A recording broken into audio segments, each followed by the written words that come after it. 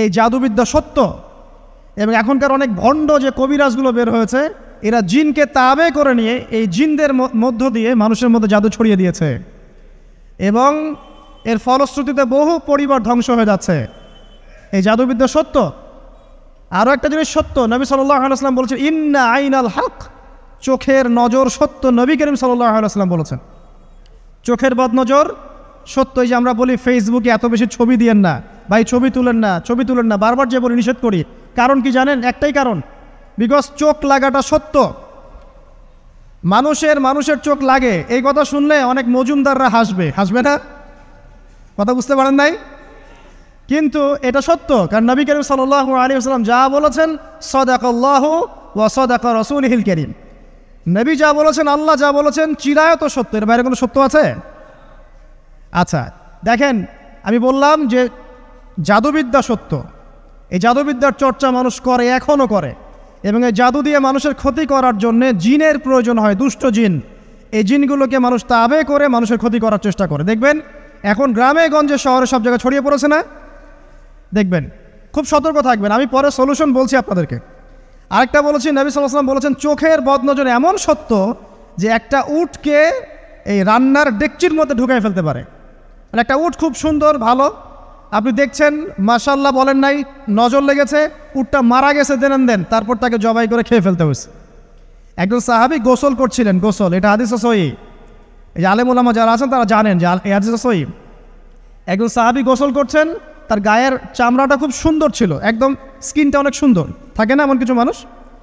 আচ্ছা, এখন আরেকজন সাহাবী এই গোসল দেখছেন দূর থেকে, দেখে বলছেন যে কি চমৎকার তার শরীরের রংটা, যেন কুমারী নারীর মতো, অনেকটা এমন একটা কথা তিনি বলেছিলেন। সাথে সাথে এই সাহাবী অজ্ঞান হয়ে পড়ে গেছে। কোন সাহাবী?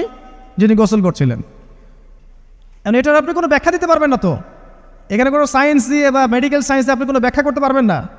একটা ব্যাখ্যা দিতে পারেন, কিন্তু কেন সেটা হলো সেটা আপনি অ্যান্সার খুঁজে পাবেন না। তো নবী সাল্লাল্লাহু আলাইহি ওয়াসাল্লামের কাছে নিয়ে যাওয়া হলো তাকে।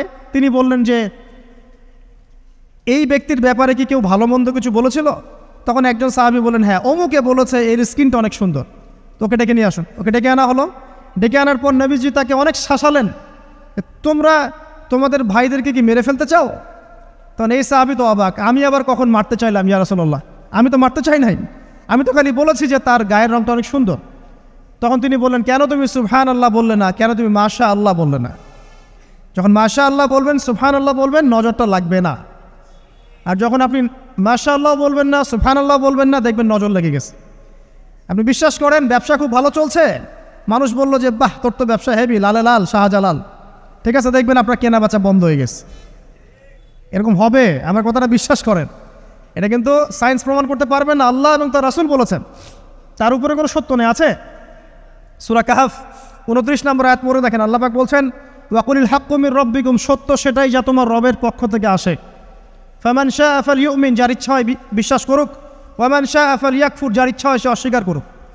এই কারণে আমরা বলি ফেসবুকে এত বেশি ছবি দেওয়া, এই আই ওয়াশ করা, এই যে শোডাউন করা, হ্যাঁ ইসলামের কিছু কাজ করলেন একদম মানুষকে না দেখাইতে পারলে ঘুম হচ্ছে না, এগুলো বন্ধ করেন, এগুলো বন্ধ করে দেন আল্লাহর ওয়াস্তে। অফলাইনে কাজ করেন, নিজেকে গোপন করার চেষ্টা করেন। যত বেশি মানুষের কাছে নিজেকে এক্সপোজ করবেন, কাজের বরকত কমে যাবে, চোখ লাগবে, নজর লাগবে। এবং চোখ লাগা বদ নজরে বহু আলেম আস্তে আস্তে মাঠ থেকে মাইনাস হয়ে গেছে না? যায় নাই? এখন কি আলেমদের সংখ্যা বেশি না কম? যত দিন যাবে আলেমের সংখ্যা আরও কমে যাবে। নবীজি বলেছেন আলেমদের সংখ্যা কমতে থাকবে, মানুষ জাহেলদেরকে আলেম বানিয়ে নেবে। তো প্রিয় ভাইরা, জাদুবিদ্যা সত্য, চোখের বদনজর সত্য, রাতের এই অনিষ্টগুলো সত্য, রাতের বেলা অনেক ক্ষতি আছে। এই জন্য নবীজি বলছেন বাচ্চাদেরকে বাইরে বের করো না, এবং তোমরাও রাত যখন গভীর হবে তখন এদিক ওদিক ঘোরাফেরা করো না। দেখবেন রাত যত গভীর হয় আমাদের শহরগুলো তত জীবিত হয়, তাই না? রাত যত গভীর হচ্ছে শহর তত জীবিত হয়। চায়ের দোকানে আড্ডা বেশি, ওই সিনেমা দেখছে, টিভি দেখছে, ক্যারাম খেলছে, লুডো খেলছে, ঘুম নাই। ঘুম কখন? ফজরের আগে। ফজরের নামাজ কিন্তু নাই, ফজরের ঠিক আগে, আবার ওই যে জোহরের নামাজের সঙ্গে উঠতেছে। এখন আমাকে বলেন এরকম জেনারেশনকে দিয়ে কি আসলে ইসলামের কোনো খেদমত হবে?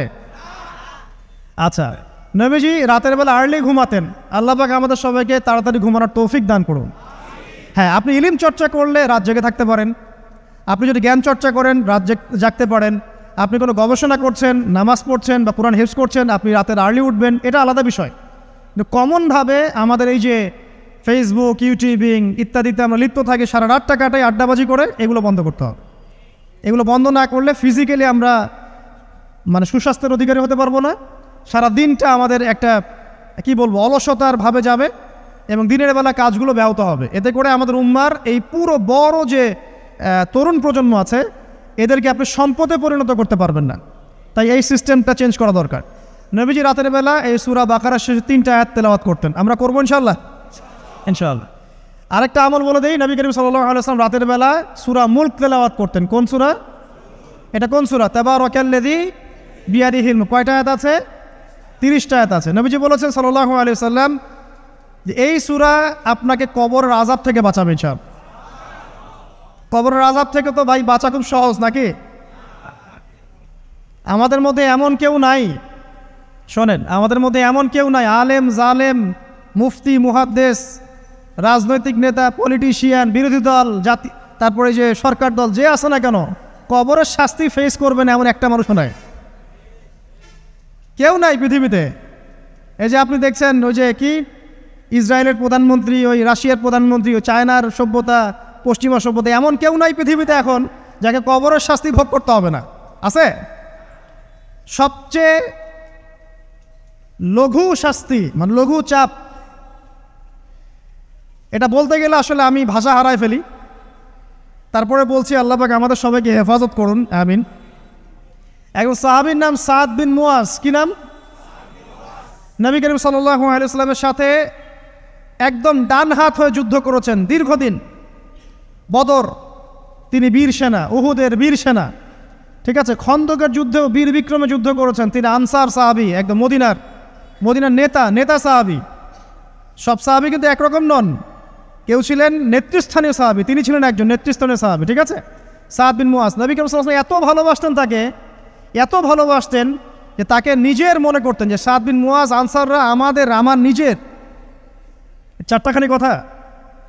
এই সাহাবীর খন্দকের যুদ্ধে এই যে হাতের এই দিকে সম্ভবত হাতের এই রগের মধ্যে একটা তীর এসে লাগে এখানে, এবং তীরটা তিনি বের করতে গিয়ে রক্তটা ছিঁড়ে যায়। এরপর ফিনকি দিয়ে রক্ত বের হওয়া শুরু হয়। চিকিৎসা করে করে রক্ত বন্ধ করা যায় নাই, এবং এই রক্তের প্রবাহিত রক্তেই আল্লাহর ইচ্ছায় তিনি শাহাদাত বরণ করেন, তিনি ইন্তেকাল করেন। নবী করিম সাল্লাল্লাহু আলাইহি ওয়াসাল্লাম প্রচণ্ড ব্যথিত হন, মানে মনটা তার খুব নরম হয়ে যায় সাদ বিন মুয়াজ রাদিয়াল্লাহু আনহুর জন্য। তো এই সাহাবীর যখন জানাজার নামাজ পড়ানো হচ্ছে, নবীজি বলছেন 70,000 ফেরেশতা তার নামাজে অংশ নিয়েছে। আর এই সাহাবীকে যখন কবরে শোয়ানো হয়েছে, নবী করিম সাল্লাল্লাহু আলাইহি ওয়াসাল্লাম পরে জানিয়েছেন কবরের যে মৃদু চাপ, সাদ বিন মুয়াজ রাদিয়াল্লাহু আনহুর কবরেও সেই মৃদু চাপ দেওয়া হয়েছে। আমি কি বুঝাতে পারলাম ভাই? আমাদের কোনো দাম আছে এখনকার পলিটিশিয়ানদের কোনো দাম আছে? এখনকার সমাজ নেতার কোনো দাম আছে? এখনকার সুদখোরদের কোনো দাম আছে? এই ঘুষখোর দুর্নীতিবাজদের কোনো দাম আছে? আমরা যারা কাঠমোল্লা হয়ে আছি আমাদের কোনো দাম আছে? সাদ বিন মুয়াজ রাদিয়াল্লাহু আনহু যদি কবরের শাস্তি তাকে না ছাড়ে, প্রশ্নোত্তর পর্ব তাকে না ছাড়ে, আমরা পার পাবো? নবী করিম সাল্লাল্লাহু আলাইহি ওয়াসাল্লাম বলছেন সূরা মুলক তেলাওয়াত করো রাতের বেলা, ইনশাআল্লাহ সূরা মুলকের তেলাওয়াত কবরের আযাব থেকে তোমাকে বাঁচান। আর আমাদের তো ভাই কবরে সবাই সাথে যাবে না, গার্লফ্রেন্ড যাবে না, বাপ মা ভাই বোন সবাই যাবে না। একজন ব্যক্তি সুদ খাচ্ছে, জিজ্ঞাসা করে দেখেন কেন খায়, বলবে তার সন্তানের জন্য খায়, তার বউয়ের জন্য খায়, তার মা বাবাকে দেখতে হবে তাই খায়, তাই না? একজন ব্যক্তি ঘুষ খায়, বলবে আমার পরিবারের জন্য খাই। একজন দুর্নীতি করছে, পুকুর চুরি করছে, বলবে দুর্নীতি করছে আমার পরিবারের জন্য খাই, পরিবার ভালো থাকবে।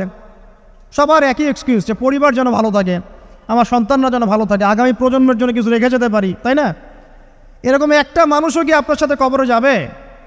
আর এই বোকা মানুষ কেন বোঝে না যে আপনার কবরে আপনাকেই যেতে হবে? তাহলে আপনি কি কারণে অন্যের কারণে নিজের পরকাল নষ্ট করছেন? অন্যের সুখের জন্য আপনি আপনার পরকাল নষ্ট করছেন। সুদ খাচ্ছেন, দিব্যি মায়ের সাথে জেনা করছেন। আপনাদের এলাকায় নাকি সুদের সমস্যা অনেক বেশি। কয়েকটা হাদিস বলে দেই, আমি ওদেরকে আক্রমণ করতে আসি নাই, আমি শুধু তাদেরকে 3টা হাদিস শোনাতে এসেছি। 1 নম্বর হাদিস শোনেন। আল্লাহর নবী মুহাম্মদ সাল্লাল্লাহু আলাইহি ওয়াসাল্লাম বলেছেন, সুদের পাপের 73টা শাখা আছে। কয়টা? কোনো হাদিসে 70টাও আছে।